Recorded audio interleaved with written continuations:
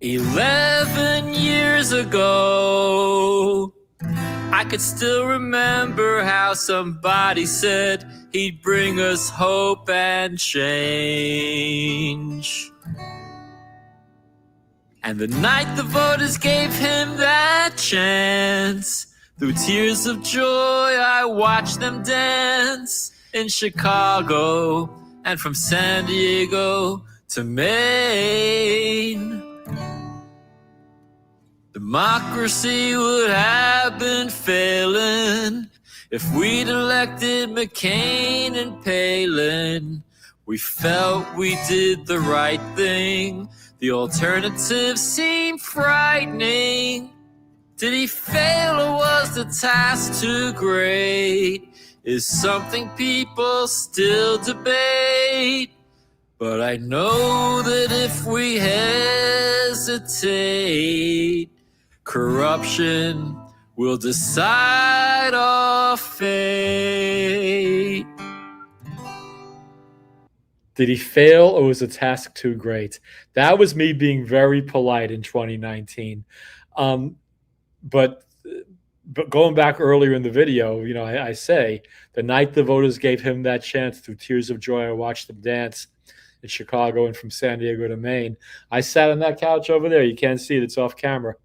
And watched them dancing in the streets of Chicago with tears running down my face.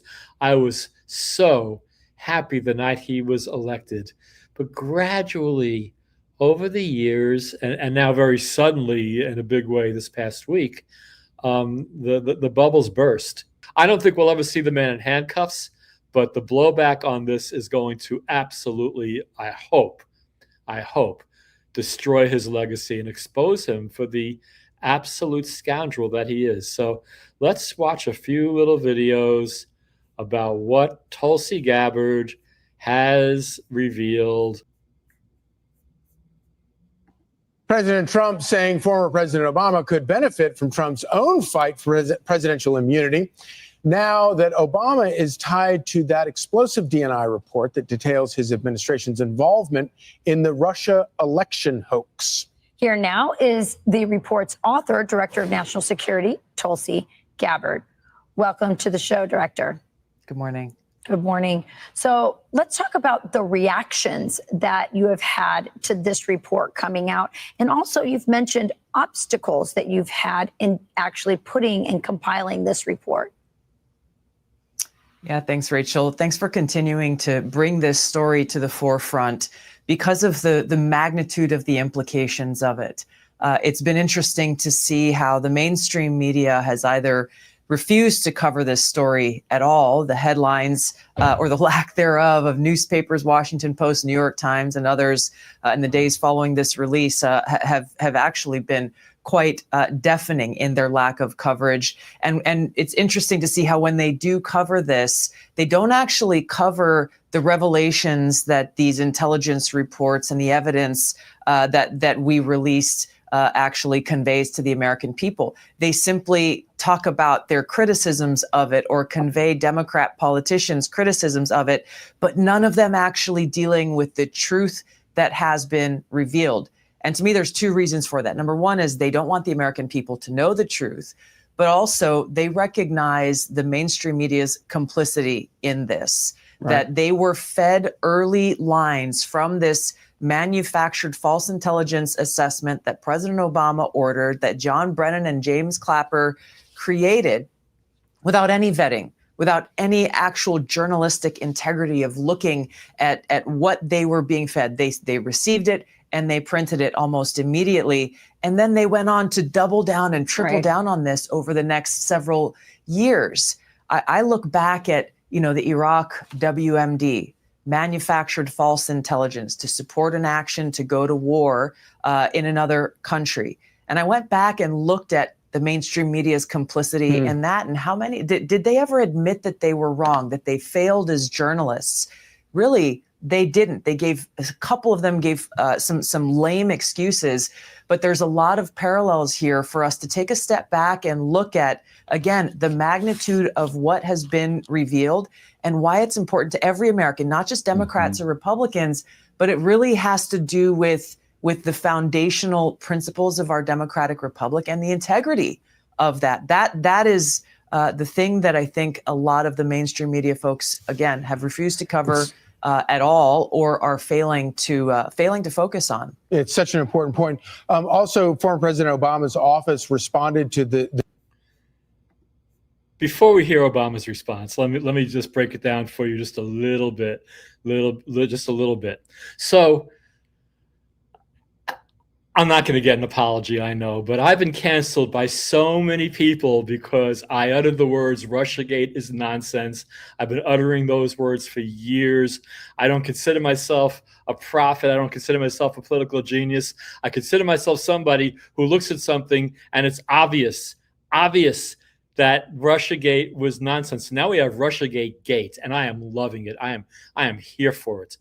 Basically what happened is Tulsi Gabbard, the Democrat Party's worst nightmare, and I'm loving that too. She went in there, she declassified a bunch of documents, and it is clear, it is absolutely abundantly clear that the Obama administration absolutely knew that Russiagate was nonsense. They had a credible intelligence report that was handed to them in December of 2016. Now, mind you, December of 2016, Trump has been elected, but he hasn't been inaugurated. Obama's still president. Clapper and Brennan and Comey are all still part of the deep state scum of the administration. And so, and of course, before that, during the campaign, they were using all this, what does Putin have on Trump, propaganda, trying to discredit Trump's campaign. You might also remember the whole texting between Lisa Page and Peter Strzok, talking about, oh my God, what happens if Trump wins? And Andrew McCabe saying, don't we have an insurance policy? Well, we know a lot more about that so-called insurance policy now, because they knew that there was no collusion. Let me say that again slowly. They knew there was no fucking collusion. They knew it. And yet, on December 9th, they had a meeting in Obama's office with all the big bad boys, and they set aside the actual intelligence and replaced it with bullshit based on the bullshit Steele dossier. Anyway, so I blathered enough for now. My apologies to Tulsi. I didn't want to step on her, but let's let Tulsi go on a bit here. The documents that you've released, calling them bizarre allegations or ridiculous and a weak attempt at distraction. What is your response to the former president? They're doing the exact same thing that people like Senator Warner are doing. He was the head of the Intelligence Committee at the time. They would have to admit and actually address the details of their complicity in this, or their absolute failure in conducting the most basic responsibilities of, again, asking, where is this intelligence coming from? What are the sources? What proof do you have of these of this high confidence assessment? Remember, John Brennan and James Clapper at the time assessed, and James Comey, with high confidence that Russia aspired to help Donald Trump win the election in 2016, when there was no credible intelligence that actually reported that. So President Obama's very carefully worded response that came from his office, again, deflects away from addressing any of the truth that was revealed. Right. Senator Warner refuses to speak the truth about how one of our whistleblowers came forward and approached his office numerous times about what had actually occurred, how he wouldn't go along with this fake intelligence manufactured report, was sidelined because of it. And guess what? Senator Warner's office wouldn't even give the whistleblower an email address to send his evidence of this, the treasonous conspiracy that we have now released to the American people. So the complicity, the deflection, and the silence of politicians, of the mainstream media, and of those directly implicated into this speaks volumes. Director Gabbard, thank you for your clarity, your moral clarity on this, and for your courage to come out with this super quick. Can you comment also on the other parts of the intel networks that they might have been abusing against President Trump? Because I believe this is just the start not the end of how they abused the intel agencies against the American people. Where else are you looking? And we're only 6 months into this term. I can't imagine what else you might discover. When you look, Charlie, at everything that happened in the months leading up to the November 2016 election, what occurred in the years after with multiple investigations from Mueller and others, there are a lot of questions that remain unanswered. We are continuing in our core mission, our pursuit of the truth and bringing transparency and accountability. So we're looking forward to continuing down this path. Wow. Hey, quick shout out to my fellow Tulsi-crats. We want her as vice president. We want her as secretary of state. We want her as president. But I got to tell you, she was made for this job. She was absolutely made for this job. The word treason sounds a bit hyperbolic, but it's pretty real. Now, I don't expect to see Big Barry O in handcuffs. I don't think that's going to happen. I think that if nothing else, this Presidential Immunity Act is going to save him from being in handcuffs. But he's going to be exposed. Clapper better get a lawyer. Brennan better get a lawyer. Comey, I don't even know what to say about him. But there's some big trouble. And I was hearing today, I was listening to Megyn Kelly's show. Talk about, one of the big answers we're getting now is, what are you bothering for this for? This happened 8 years ago. It's old news. Move on, move on. No, we're not moving on. We're not moving on. Now, the practical reason to move on would have been that statute of limitations has run out, and the statute of limitations has indeed run out on some things. However, the statute of limitations is 5 years. And these people, and I use the word people very lightly, testified before Congress and lied through their teeth in August of 2020.